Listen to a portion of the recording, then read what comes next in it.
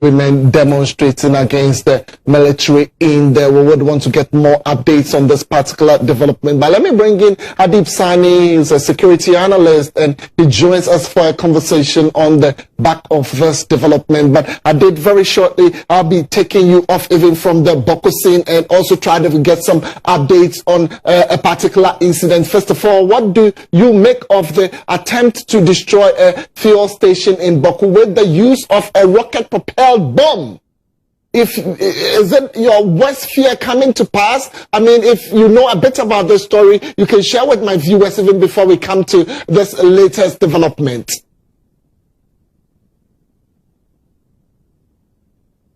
All right, so Adib Saani is a security analyst from JTK. He joins me to speak to... Yes, I can hear you now. Please up your voice a little bit for my viewers to hear you clearer. Good evening. And I was just trying to touch on a story of this incident with the military in Bawku, where a filling station was almost destroyed with a rocket-propelled bomb. I mean, I'm beginning now to think that the sophistication of weapons being used in that part of the country is your worst nightmare really coming to pass now.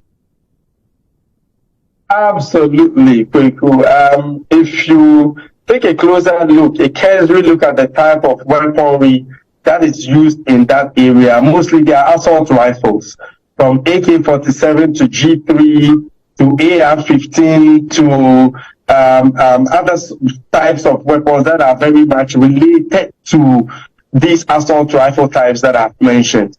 But now we are seeing a major escalation, and not just the number of deaths, but in the sophistication of the type of weapons they use. Now we are transitioning to the use of RPG, that is the rocket-propelled grenade. And that is really, really worrying, and is obviously an indication of a possible help they are getting from sources perhaps outside of the country. And we are also seeing that the violence is escalating and is spreading to other parts of the country, like we have stated in the past. I mean, this is something I've been very vociferous about. I've spoken about the need for us to act. If not, those of us in Accra would be affected. Those in Kumasi would be affected. Some 4 or 5 weeks ago, we witnessed what happened in Accra about 2 weeks ago, or even less than 2 weeks ago.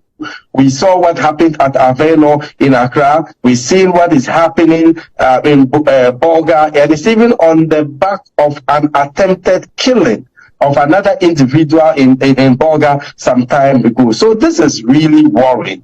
Who knows what they have beyond even the RPGs. Disturbing situation there. But let me come to the images we're seeing on our screen now. Now, what is your thoughts on this accusation against the military in the area by the residents? Now, is it a sign of more serious things to come? I mean, bodies have been shown and, mutilated by bullets, and, it doesn't, 3 are just down. I mean, what is your initial comments on this? Well, it is very unfortunate. Human life has become worthless in Bawku. People are killed like animals. There's no accountability. I mean, someone was jokingly telling me the other day, and that is just by the way, that if you want to get away with murder, commit it in Bawku. Nobody would hold you to account. To a very large extent, there's lawlessness. The police have constructed a huge wall around the police station, and when there's firing, they close the gates. So even if the police is running for cover, you can imagine the ordinary citizen in the area. As for the military, they've always been accused by both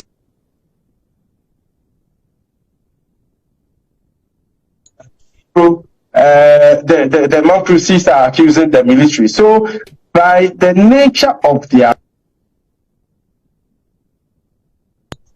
but that notwithstanding, it is worrying because once you have the people opposed to your presence or accusing you of engaging in extrajudicial killings or other activities, that is inconsistent with the law, you become targets. All right, and so we need to really pay attention to this issue. Adib, in another area, immediately the police would have held a press conference and tried to explain how probably, as we would usually hear, investigations has commenced into this. I mean, but lately, it looks like when these things happen, the security apparatus is quiet. You're not hearing from the police, nothing, and this one will just go past. It's as if it's happened so many times, one too many times, that we're not just getting answers anymore. Am I supposed to be worried? Yes, surely there's impunity in the area. People commit all sorts of acts and get away with it, not just ethnic related acts. Because of the restive nature of that area, other weapons traffickers, drug traffickers, even human traffickers are taking advantage of the situation to engage in all manner of criminality in the area. And then the unfortunate thing is people who engage in murder do so and get away with it because anything that happens is associated with, you know, the issue in that area. Someone was telling me the other day that if you chase, it's possible that you can chase a girl, so to speak, with another person, he kills you, and we easily attach the ethnic bit to the murder. All right, so it is really getting out of control, and the prosecution rate in the area is so low to the extent that the probability of you getting away with murder in the area is over 80%. Someone said the other day that that is even a conservative figure. It might be way beyond. Okay, but I don't want to speculate. Adib, so 80% you can get away with crime easily. I mean, even with murder. Adib, what do we do at this time? You are a security analyst. You have studied the dynamics. In a situation like this, when people are helpless, what would you advise? We need to deal with the fundamental issues, Kwebu. I'm sorry to say, with the current trajectory, there's no hope for Bawku. If we keep doing the same thing over and over again, expecting a change, that is the height of incompetence. I mean, and that's exactly what we're doing. Send more soldiers to the area, send more police. But until we are able to deal with the very fundamental issues, we will keep going round and round. And as a conflict, a student of conflict studies, okay, I use a number of theories, including the position interest need theory, otherwise known as the PIN, or the onion theory, to make sense of the situation. Look, the issue is much more deeper than we think. It is about certain people benefiting from the status quo. It is about certain people profiting from what is going on financially and politically, all right? It is about the lack of commitment because politicians fear losing votes more than they fear death. So whatever is going to make the politician lose votes, they don't countenance it. So if solving this issue would make politicians lose votes, they wouldn't solve it. Okay, so until we are able to look beyond the politics, we are able to look beyond the bickering, it will be hard for us to find a lasting solution to what is going on in the area. We need to deal with the proliferation of small arms and light weapons, which is flooding the area. And thankfully, Kweku, the Small Arms Commission is doing a great job. Now they have offices all over the place and they are making progress, but that is not enough. They need the logistics and they need the legislative cover to be able to do a much more better job going forward. All right.